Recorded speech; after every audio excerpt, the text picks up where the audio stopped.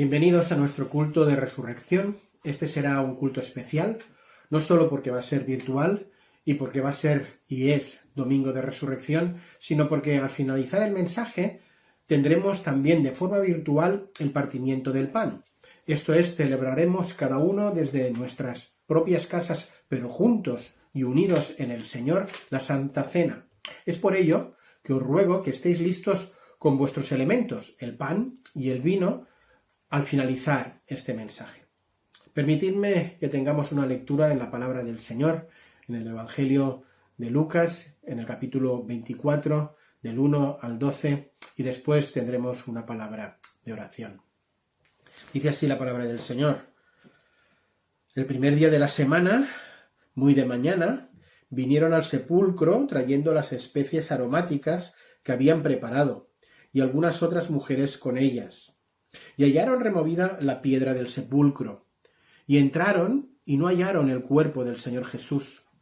Aconteció que estando ellas perplejas por esto, he aquí se pararon junto a ellas dos varones con vestiduras resplandecientes, y tuvieron temor, y bajaron el rostro a tierra, y les dijeron: ¿por qué buscáis entre los muertos al que vive? No está aquí, sino que ha resucitado. Acordaos de los que os habló cuando estaba en Galilea, diciendo: es necesario que el Hijo del Hombre sea entregado en manos de hombres pecadores y que sea crucificado y resucite al tercer día. Entonces ellas se acordaron de sus palabras y volviendo del sepulcro dieron nuevas a todos de estas cosas a los 11 y a todos los demás. Eran María Magdalena, Juana y María, madre de Jacobo, y las demás con ellas, quienes dijeron estas cosas a los apóstoles. Mas ellos les parecía locura las palabras de ellas, y no las creían. Pero levantándose Pedro, corrió al sepulcro, y cuando miró dentro, vio los lienzos solos, y se fue a casa maravillándose de lo que había sucedido. Oremos. Señor, te damos muchas gracias por el poder que hay en la cruz, en tu muerte y en la resurrección.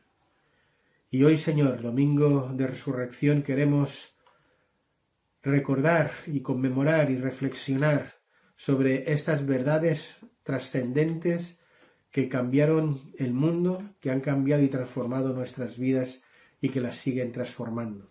Pedimos, Señor, que tú bendigas la exposición de tu palabra. En Cristo Jesús.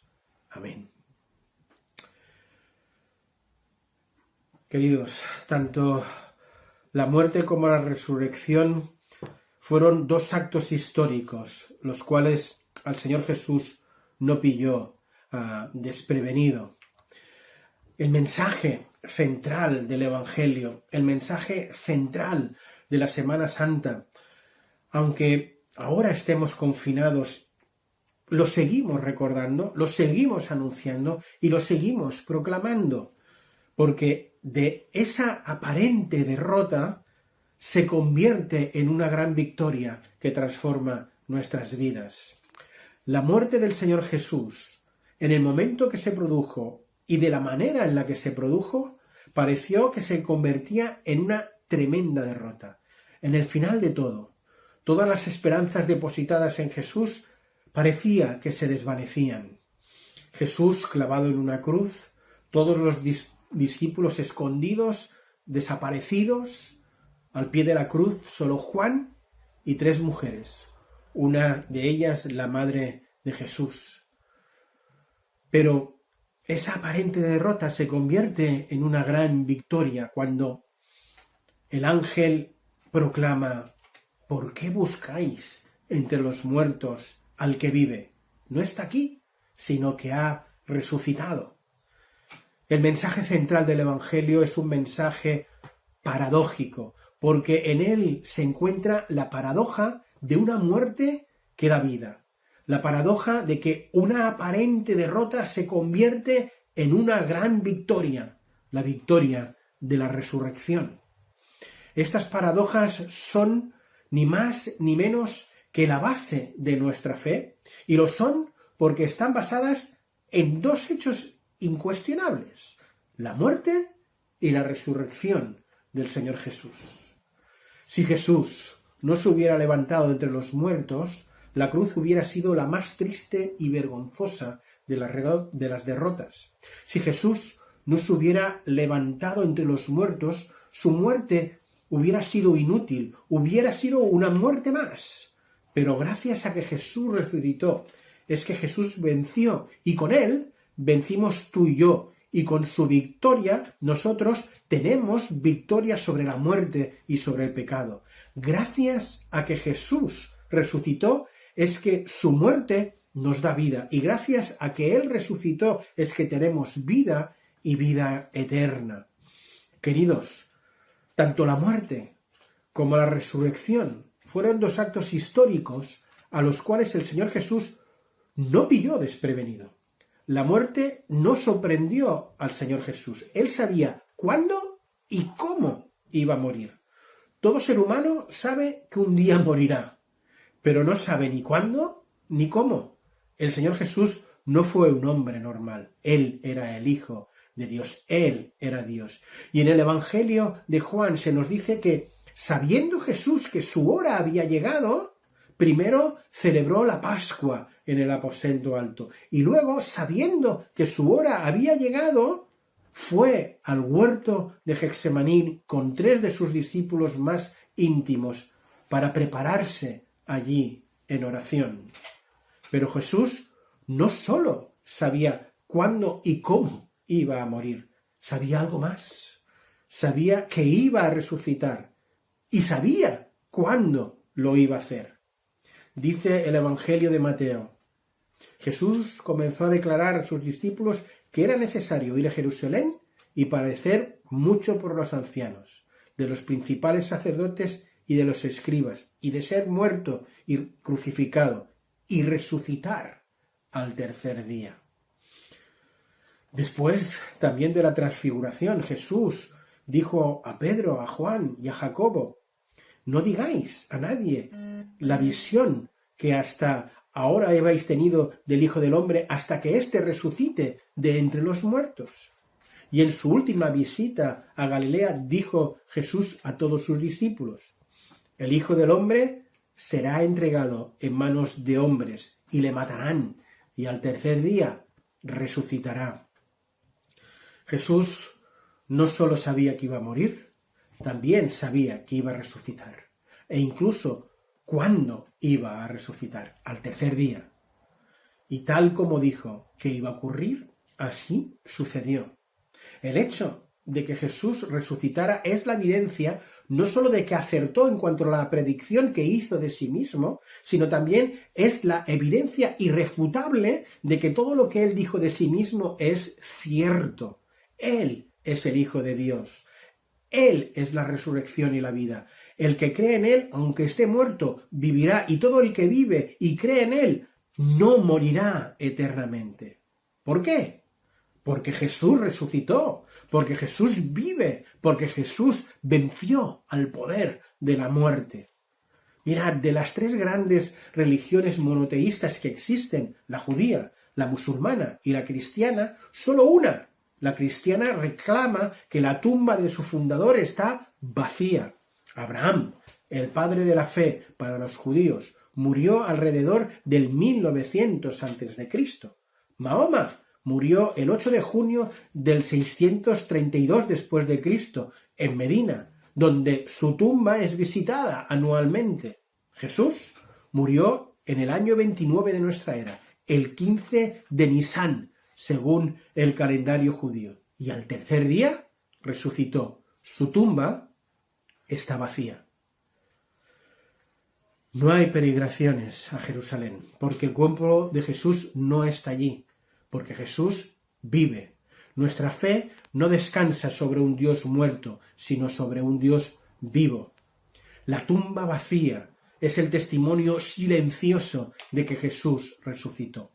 Ni los romanos ni los judíos pudieron nunca presentar el cuerpo de Jesús, a pesar de que afirmaban falsamente que su cuerpo había sido robado. Además de la evidencia de la propia profecía cumplida de Jesús sobre sí mismo y la evidencia de la tumba vacía, tenemos también la evidencia de las apariciones de Jesús.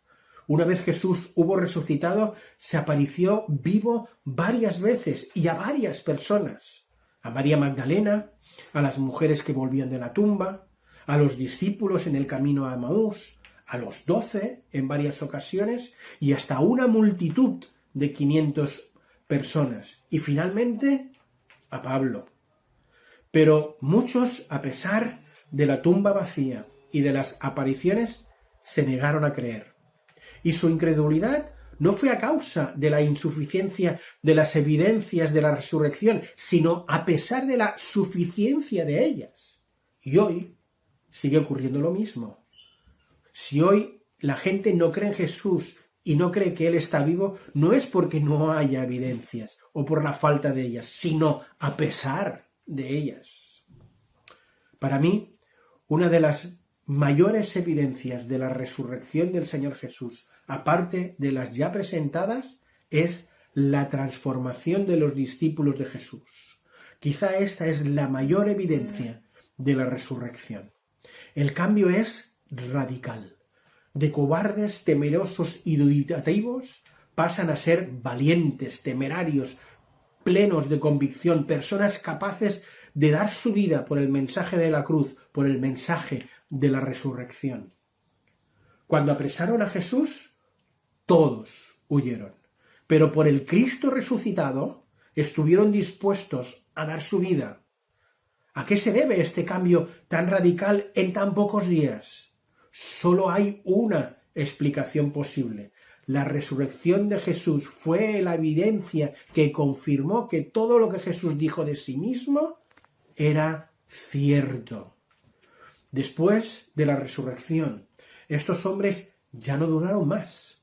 Y fue gracias a esa fe en el Cristo resucitado que un puñado de 12 hombres fueron capaces de transformar y cambiar el rumbo de la historia.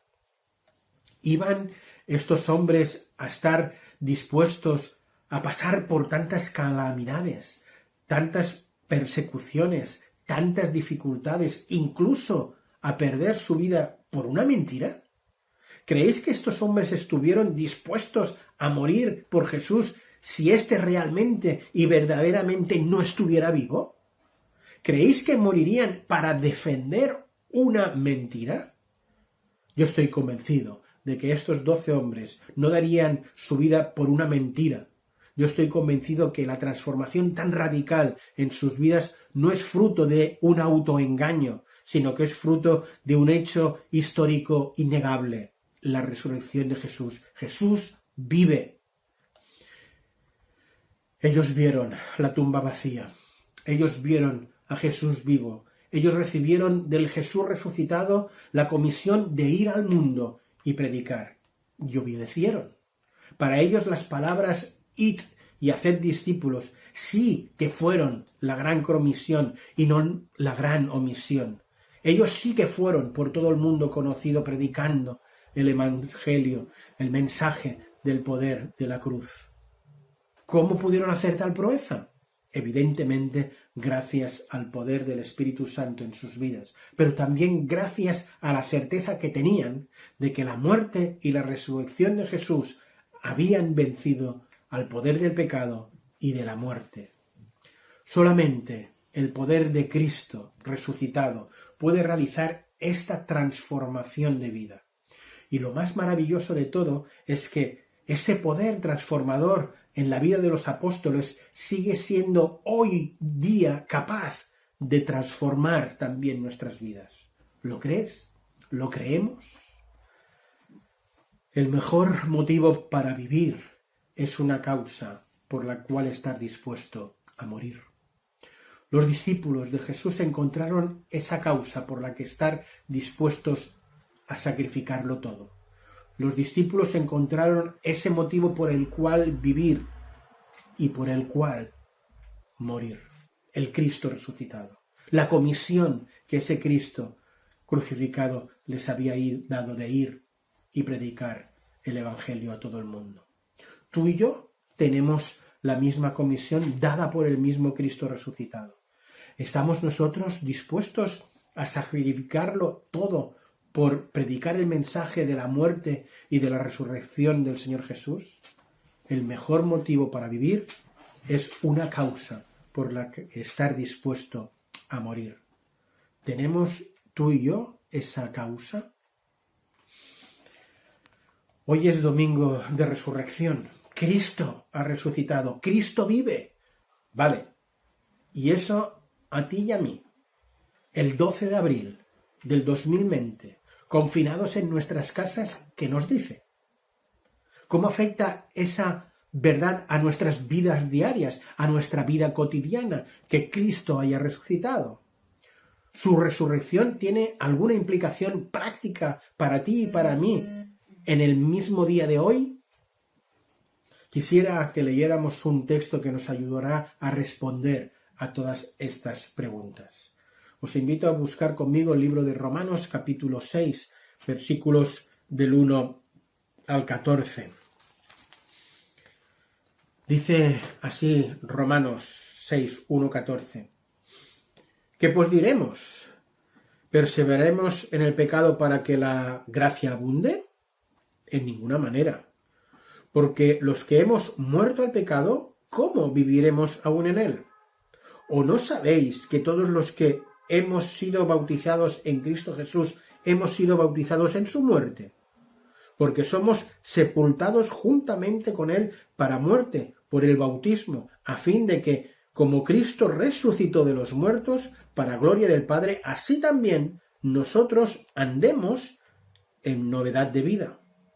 Porque si fuimos plantados juntamente con él en la semejanza de su muerte, así también lo seremos en la de su resurrección, sabiendo esto, que nuestro viejo hombre fue crucificado juntamente con él para que el cuerpo del pecado sea destruido, a fin de que no sirvamos más al pecado, porque el que ha muerto ha sido justificado del pecado. Y si morimos con Cristo, creemos que también viviremos con él, sabiendo que Cristo, habiendo resucitado de los muertos, ya no muere. La muerte no se enseñorea más de él, porque en cuanto murió al pecado, murió una vez por todas, mas en cuanto vive, para Dios vive. Así también vosotros consideraos muertos al pecado, pero vivos para Dios en Cristo Jesús, Señor nuestro. No reine, pues, el pecado en vuestro cuerpo mortal, de modo que obedezcáis a sus concupiscencias, ni tampoco presentéis vuestros miembros al pecado como instrumentos de iniquidad, sino presentaos vosotros mismos a Dios como vivos entre los muertos y vuestros miembros a Dios como instrumentos de justicia. Porque el pecado no se enseñorea de vosotros, pues no estáis bajo la ley, sino bajo la gracia. Amén. ¿Qué pues diremos? ¿Perseveraremos en el pecado para que la gracia abunde? En ninguna manera. En Semana Santa recordamos la muerte y la resurrección de Jesús.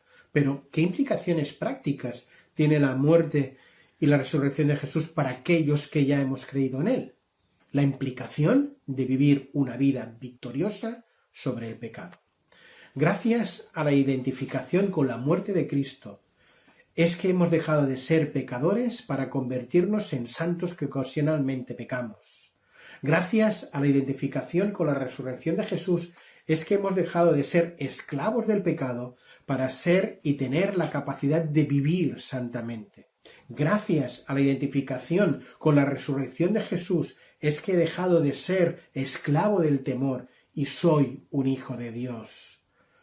Gracias a la muerte de Jesús, me puedo considerar muerto al pecado y vivo para con Dios, para de esta manera poder vivir conforme al mensaje de Cristo Jesús. La pregunta ¿es esto una realidad en nuestras vidas? La enseñanza de Romanos 6 es clara. Mediante la conversión, esto es, mediante nuestra identificación con la muerte y la resurrección de Cristo, nos hace que nos apropiemos de los beneficios espirituales de su sacrificio. La muerte soluciona de raíz la tiranía del pecado. La resurrección nos capacita para una nueva vida libre de ese pecado. Esa identificación tiene un propósito: no servir al pecado. Nuestro cuerpo de pecado, esto es, nuestra vida anterior antes de la conversión, estaba sometida a la esclavitud del pecado, pero ahora nuestro nuevo cuerpo ha muerto a esa realidad. Por tanto, somos libres y esa libertad nos capacita para vivir por Él y para vivir en novedad de vida. Ahora ya no tenemos por qué servir al pecado, tal como traduce Reina Valera. Ya no seamos esclavos del pecado. Si ahora servimos al pecado o nos sometemos a su esclavitud, es porque queremos, no porque estemos obligados. Porque hemos de saber que nuestro viejo hombre fue crucificado y destruido, y con ello liberado, dice el texto. Tú y yo somos libres por la gracia de Dios. Por otro lado, creo que es importante resaltar que cuando una persona cree en Cristo y por tanto se identifica con la crucifixión y con la muerte de Jesús y su resurrección, su naturaleza de pecado, su tendencia al pecado no se radica, no se desvanece, no es extraída de nuestro cuerpo de cuajo, sino que sigue allí. Pero aunque la tensión con el pecado siempre estará presente, yo puedo vencer. He sido declarado justificado y he sido declarado libre. El versículo 11 muestra las implicaciones prácticas de todo lo que estamos diciendo. Dice el versículo 11: así también vosotros consideraos muertos para el pecado, pero vivos para con Dios en Cristo Jesús. Tanto la convicción personal de que tengo yo personalmente, esa convicción de que esta orden de Pablo en este versículo no la acabamos de tener muy presente en el día a día. Y creo que es la clave del éxito, que ahí reside la clave del éxito para vivir una vida santa, no sometida al pecado. Como creyentes estamos llamados a asumir tanto nuestra nueva realidad como las consecuencias prácticas sobre nuestra vida cotidiana. Una vez que Pablo nos presenta esas realidades espirituales basadas en hechos históricos irrefutables que tienen implicaciones sobre nuestro comportamiento, nos presenta también las conclusiones de ese saber que tenemos que tener, encabezados por un significativo por tanto en el versículo 12 hasta llegar al 14. Por tanto, dice, pues que no reine el pecado en vuestro cuerpo mortal. Por tanto, no presentéis los miembros de vuestro cuerpo al pecado. Por tanto, presentaos vivos a Dios como entre los muertos y vuestros miembros a Dios vivos como instrumentos de justicia. Todas estas exhortaciones que están en imperativo están directamente relacionadas con el primer imperativo del versículo 11. Consideraos. Si el viejo hombre fue muerto y crucificado con Cristo, eso conlleva unas consecuencias. Entre ellas, que el pecado ya no puede reinar de forma tirana sobre nuestras vidas. Se acabó la tiranía del pecado. Nuestro cuerpo carnal ya no está condicionado a la esclavitud del pecado, obedeciendo a lo que serían las pasiones propias de nuestro anterior cuerpo caído. Nuestra identificación con Cristo conlleva libertad y con ella una nueva responsabilidad, la responsabilidad de decidir, presentar nuestros cuerpos como miembros de justicia. Antes no teníamos esa capacidad, pero ahora sí que podemos tomar esa decisión.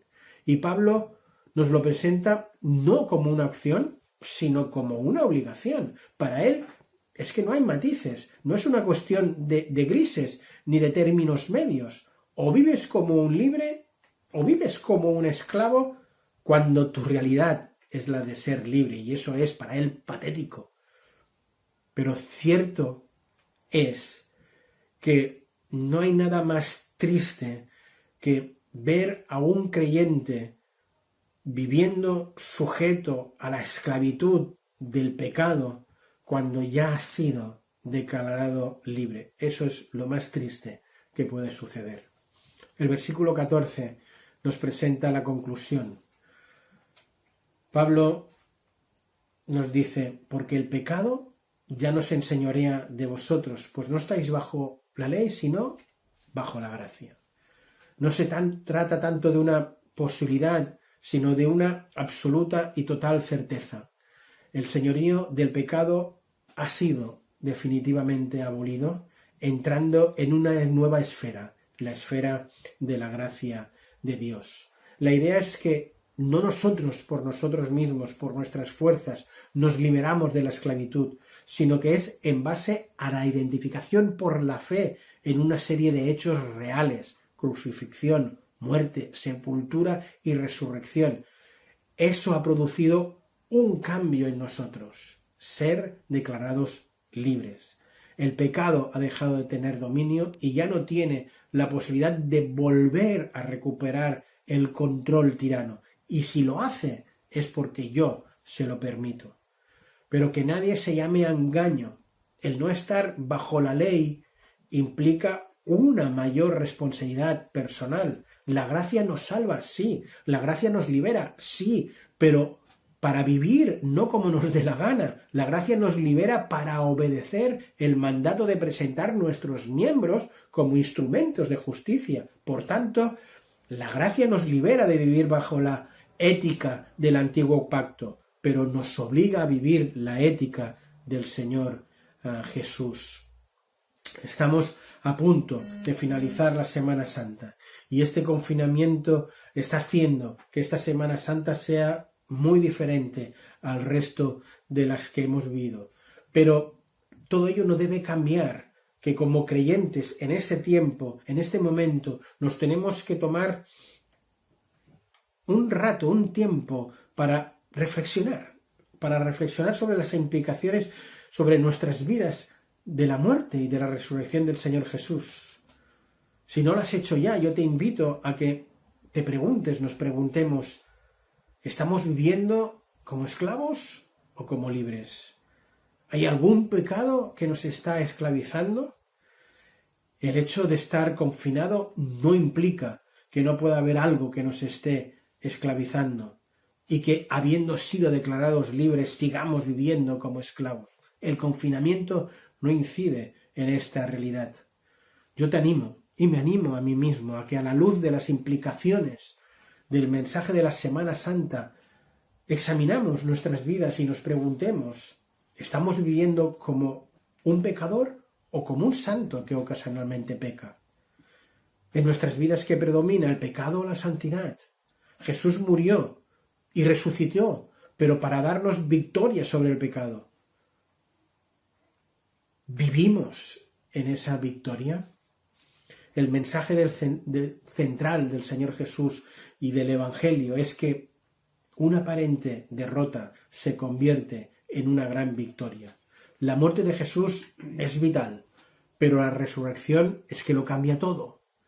Pablo nos dice en el capítulo 15 de los Corintios, si Cristo no resucitó, vana es nuestra fe. La resurrección es la pieza clave de nuestra fe, es la pieza clave de nuestra predicación. El hecho histórico de la resurrección de Jesús es la evidencia irrefutable de que lo que dijo Jesús en sí mismo es cierto. Gracias a que Cristo ha resucitado es que nuestros pecados han sido perdonados. Gracias a que Cristo ha resucitado es que ahora somos hijos de Dios. Gracias a que Cristo ha resucitado es que tenemos vida y vida eterna. Gracias a que Cristo ha resucitado es que tenemos esperanza, tenemos seguridad. Gracias a que Cristo ha resucitado es que tenemos motivos por el que vivir, una causa por la cual morir. El mensaje central del Evangelio es que una aparente derrota se convierte en una gran victoria. La pandemia que estamos sufriendo es una gran crisis médica, social, económica, pero de ti y de mí depende que esta aparente derrota surja de ella una gran victoria. La victoria del hecho de tomar conciencia de nuestra finitud, de nuestra incapacidad, y que nos haga ello más y más dependientes de Dios. La victoria del hecho de que en medio de esta crisis mundial tomar conciencia del gran poder de Dios y de que Dios está al control de todo ello, y esto nos lleve a la victoria de confiar y descansar más en Dios. La victoria de que una vez acabada esta crisis, mantener una vida de oración tan activa como la que estamos manteniendo ahora. La victoria de mantener una vida de búsqueda de Dios como la que estamos teniendo en estos momentos. La victoria de valorar lo que ahora tenemos y de lo que ahora no tenemos, como es la posibilidad de tener comunión los unos con los otros, la posibilidad de reunirnos para adorar juntos, para orar juntos, para aprender juntos la palabra. Esto no lo podemos hacer en estos momentos. Ojalá que después de que el confinamiento pase y podamos volvernos a reunir, ardamos en deseos de hacerlo y no perdamos ninguna oportunidad para hacerlo. Ojalá el hecho de perder lo que estamos perdiendo en estos momentos nos dé la victoria de valorar lo que tenemos y disfrutar de lo que tenemos en Dios y en la comunión los unos con los otros. Quiera Dios que de esta aparente derrota resulta esta crisis del coronavirus, pues surja una gran victoria en nuestras vidas, una vida más dependiente de Dios, una vida más consagrada en Dios, una vida más centrada en Dios. El mensaje central del Evangelio gira en torno a que una cruz y a una tumba que está vacía. El mensaje central de la Semana Santa en sí mismo es paradójico, pero encierra la paradoja de una muerte que da vida, una aparente derrota que se convierte en una gran victoria. Que Dios bendiga su palabra. Me gustaría que para concluir este culto y antes de celebrar juntos, aunque de forma virtual, la Santa Cena, pudiéramos cantar juntos un himno clásico, Porque Él vive. Es uno de mis himnos preferidos, que podría cantar durante todo el año, pero que curiosamente solo lo puedo cantar, o que solo lo suelo cantar en Semana Santa. No quisiera dejar de entonar este himno en esta Semana Santa, por muy diferente que sea, porque este himno encierra grandes verdades, verdades que, como el hecho histórico de la resurrección, han hecho de que Él vive y que todos nosotros con Él viviremos. El hecho de que Él resucitó y esté vivo es que hoy tenemos el futuro garantizado. Pero algo que quisiera enfatizar más que nunca en estos momentos, y es que porque Él vive, es que hoy, en medio del confinamiento y del coronavirus, puedo decir que no hay temor y que la vida vale más y más solo por Él. Os invito pues a que cantemos juntos el himno Porque Él vive, triunfaré mañana.